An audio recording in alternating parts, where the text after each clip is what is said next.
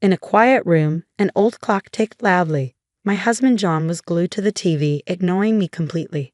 I felt fed up with all the problems we'd had over the years. John broke the silence, sneering at me. I told him firmly, "I'm leaving." He mocked me, saying I couldn't survive without him. But his words only made me more determined. I couldn't take his neglect and his mom's meddling anymore. It was time to leave and take charge of my life. "I can handle it," I said confidently, standing up. Even though I was nervous about what was next, I felt strong. John's mom, who had been living with us for a while, walked in and saw my packed bags. "Leaving already?" she sneered, thinking I couldn't handle their family issues. I ignored her and grabbed my bags, heading for the door. John just sat there, saying, "You'll be back. You can't do this alone." As I stepped out of the house, a feeling of freedom washed over me. The evening air was refreshing, lifting my spirits. I didn't know where I was going, but for the first time in years, I felt a glimmer of hope. For 2 decades, I'd been playing the role of John's obedient wife, feeling more like a convenience than a partner. My son, Elias, was the only source of happiness, but even he couldn't fill the void in my heart. John's mom made things worse with her constant criticism and manipulation. Finding a small, peaceful apartment was a relief. It became my safe space where I could think without judgment. I ignored calls and messages from John and his mom, who begged and threatened me. I was determined to stand my ground and move forward. My coworkers at the library, where I'd worked for a long time, supported me. They had seen how I'd been struggling and were happy to see me finding my strength again. Surrounded by books and understanding friends, I started to feel like myself again and began to believe in a brighter future. While I was settling into my new life, Elias called me, sounding worried. "Mom, are you okay?" he asked. I reassured him, feeling calm for the first time in years. "Yes, Elias, I'm doing better than ever." But then he told me about the problems at home. My decision to leave hadn't gone down well. John had turned to drinking, and his mom wouldn't stop blaming me for leaving. I pushed away the guilt, reminding myself that they needed to respect my decisions. Elias hesitated but then expressed his support for me prioritizing my happiness. Ending the call, I realized this was just the beginning of proving myself to John and his mother, who had underestimated me for too long. It was time they saw I wasn't the obedient woman they thought I was. My journey to self-discovery and independence had only just begun. In my quiet new home, I reflected on the 28 years with John. What started as a promising relationship had soured over time. John's charm and our shared dreams once seemed perfect, but he became more focused on himself, neglecting our family. Elias's birth didn't bring us closer, it highlighted our growing distance. John thought providing money was enough, leaving me to handle the emotional support. His mother, Ariana, was always there, criticizing my parenting. She'd say I was spoiling Elias, insisting John never needed that kind of care. Despite her comments, I focused on raising Elias well. He grew into a thoughtful and independent man, a bright spot in our tense home. Things reached a breaking point when Ariana moved in without asking, claiming she was lonely. Her presence was suffocating. She criticized everything from my cooking to my clothes, hinting that John could have chosen a better partner. This new phase of my life was all about breaking free from years of control and finding myself again, a journey I was just beginning. Ariana's constant criticisms were hard to ignore, but what really shook me was discovering John's deception. I stumbled upon bank statements one day that revealed large amounts of money being spent from our joint account. It turned out this money was being wasted on Ariana's gambling addiction and John's secret indulgences. Whenever I tried to confront them about it, it led to heated arguments, with John always taking his mother's side. "She's my mom, Stella. She needs this," he'd insist, dismissing my concerns. The final straw came when I overheard them plotting to take full control of our finances, pushing me aside and leaving me powerless in my own home. That's when I realized I couldn't keep living under their control. The day I decided to leave, I promised myself I'd make them understand the pain they caused. My plan was simple but powerful, to challenge their egos and their control. I started by legally separating our finances, which shocked John. "What are you doing?" he demanded on the phone. "I'm protecting myself, something I should have done a long time ago," I replied calmly but firmly. Ariana's reaction was even more dramatic. "You ungrateful brat. After everything we've done for you," she screamed when she found out. But I didn't let it faze me. The time of me being submissive was over. Now I was setting my own rules, beginning their reckoning. After I took control of my finances, things got chaotic. John and Ariana showed their true colors through their anger. Their attempts to intimidate me with angry phone calls didn't work. "You think you're smart, Stella," John sneered over the phone. "You're nothing without me. You'll come crawling back." "Not a chance, John. I won't let you manipulate me anymore," I shot back, standing my ground. Ariana's threats were even harsher. "You'll regret this, Stella. You've ruined our family." "There was no family to ruin, Ariana. It was all fake," I countered. Despite their threats, I felt free. The fear that used to control me was gone, replaced by a determination for justice.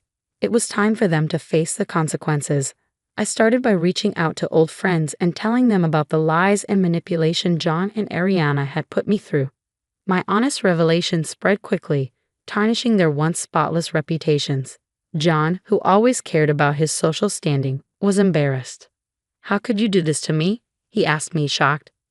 "You did it to yourself," I replied calmly. "I'm just telling the truth." Ariana faced the community's disapproval too. "You've made us outcasts," she accused, seeing it as a fight.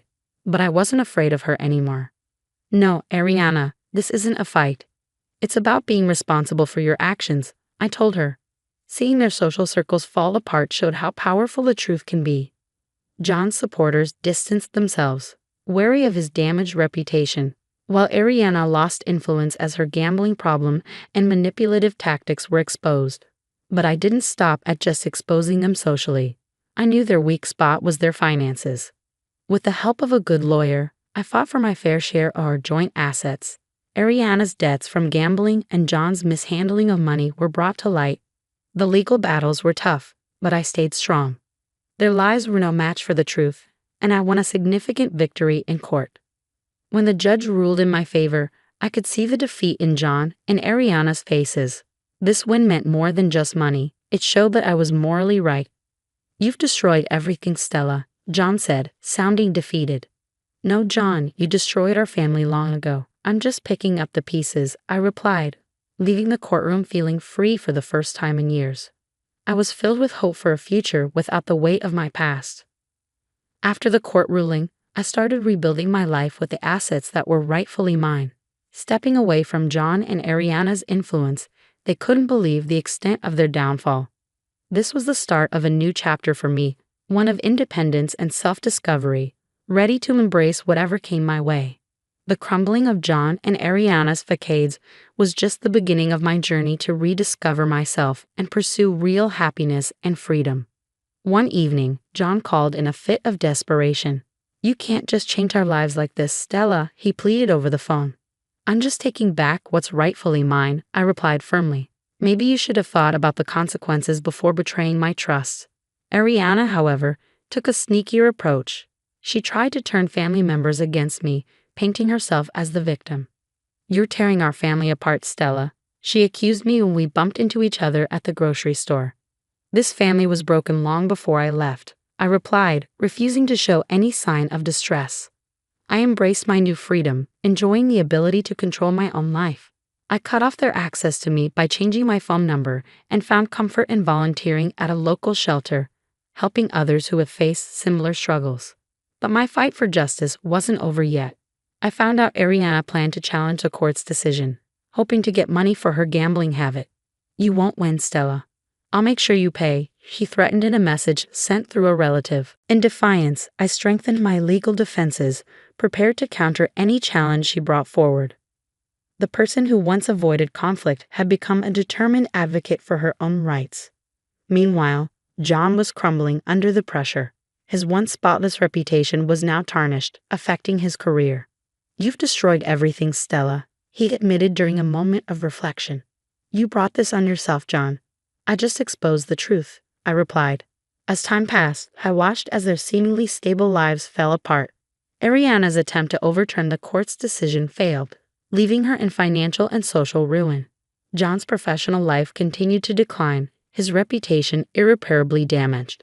However, I didn't feel any joy in watching their downfall.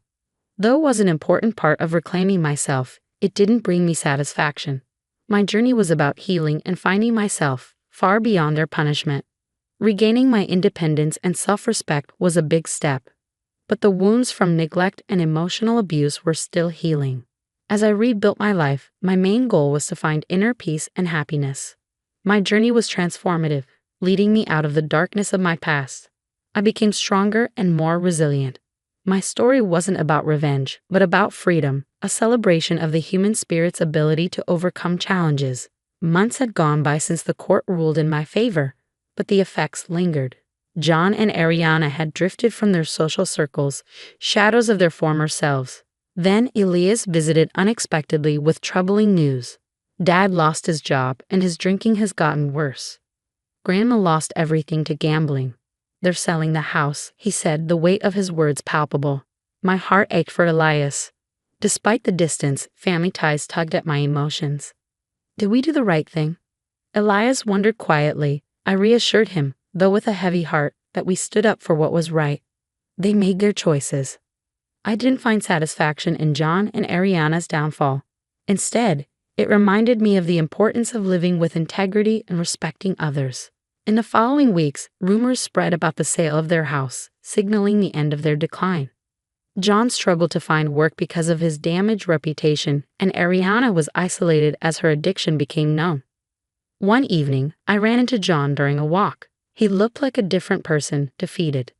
There's nothing to say, he finally said, defeated. This brief encounter was powerful. It showed how much our lives had changed because of the choices we made. It was here that I found true happiness, peace, and a sense of self that couldn't be shaken.